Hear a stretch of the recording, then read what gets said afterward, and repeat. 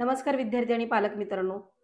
परवा तुम्ही बघितलं असेल एन-टी-एने एक नवीन नोटिफिकेशन टाकलेलं आहे आणि त्याच्यामध्ये त्यांनी पूर्ण एक्झाम पॅटर्न चेंज केलेला आहे. त्याचबरोबर एक्झाम टाईम ड्युरेशन तो पण त्यांनी कमी केलेला आहे.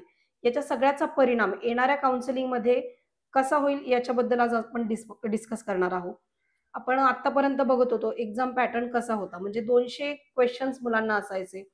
त्याच्यामध्ये 20 क्वेशन हे मुलांना एक्स्ट्रा दिले जायचे. की ज्याचा फायदा मुलांना स्कोरिंगवर पडायचा. त्याच्यामध्ये त्यांनी डिडक्शन केलेलं आहे. म्हणजे यावर्षी मुलांना फक्त 180 क्वेशनच मुलांना असणार आहे. त्याचबरोबर गेल्या वर्षीपर्यंत 3 तास 20 मिनिटाचा पेपर असायचा.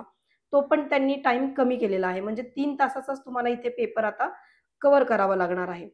त्याचबरोबर जो एक्झाम डिफिकल्टी होती, ती यावर्षी भरपूर प्रमाणात असणार आहे. कारण गेल्या वर्षीपर्यंत गेल्या वर्षी एकंदरीत पूर्ण परिस्थिती होती. त्याच्यामुळे प्रत्येक विद्यार्थ्याला जवळ-जवळ चांगले मार्क होते. 550 ते 600 च्या रेंजमधले भरपूर विद्यार्थी होते.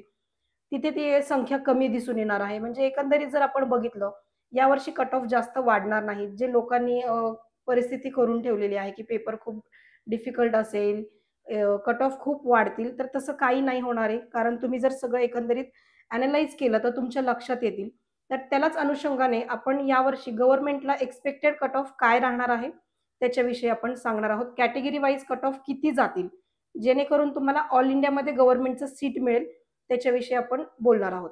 तर सगळ्यात पहिलं तुमची जर कॅटेगरी ओपन असेल, तर तुम्हाला कमीत कमी 610 ते 620 एवढा स्कोर यावर्षी लागणार आहे गव्हर्नमेंट कॉलेजसाठी, जर तुमची ओपन कॅटेगरी असेल तर.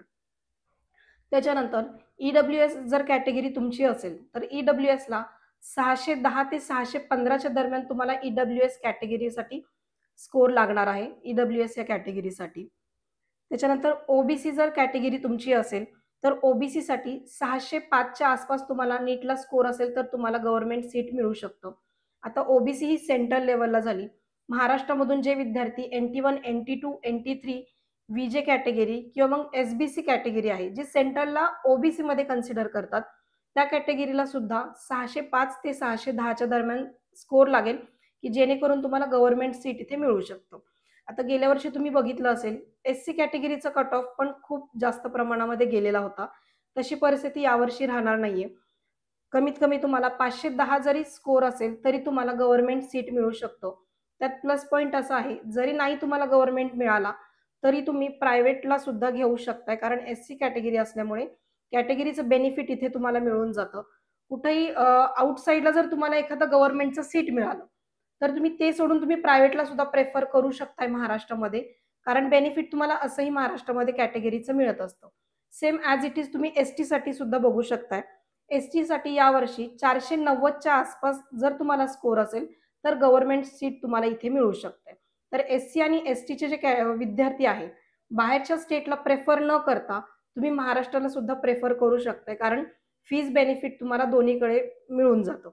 तर जो काही गैरसमज मुलांच्या डोक्यामध्ये आहे, की यावर्षी कट ऑफ खूप वाढतील, तर तसं नाही होणार आहे. अंदाजे इथपर्यंत आपण एक्स्पेक्टेड म्हणालेलो आहोत. एक्झॅक्ट एवढेच लागतील का 5-10 मार्क याच्यात कमी जास्त होऊ शकतात. पण अंदाजे इथपर्यंत तुमचे कट ऑफ कॅटेगरीचे येऊ शकतात. तर मुलांनी तशा अनुषंगाने त्यांचा स्टडी चालू ठेवा, की जेणेकरून तुम्हाला गव्हर्नमेंट सीट ऑल इंडियामध्ये कुठेही मिळालं तरी तुम्ही ते घेऊ शकता. सो जर तुम्हाला कुठली क्वेरी असेल ॲडमिशन रिगार्डिंग किंवा आता फॉर्म चालू होतील, डॉक्युमेंट लिस्ट जर कुठलीही क्वेरी असेल, आमचा नंबर स्क्रोल होत आहे आणि तुम्हाला गव्हर्नमेंटचे जे काही नोटीस असतील ते आमच्या WhatsApp ग्रुपला मिळतात. WhatsApp ग्रुप टोटली फ्री आहे. तिथे कुठलेच तुमच्याकडून पेमेंट घेतलं जात नाही. सो डिस्क्रिप्शनमध्ये आमचे याची लिस्ट दिलेली आहे. WhatsApp ग्रुपची लिंक दिलेली आहे. तिथे तुम्ही जॉइन करून तुम्ही पुढची काउन्सिलिंग प्रोसेसला तुम्हाला त्यात मदत होऊ शकते. सो त्याच्यावर जॉइन व्हा आणि थँक यू.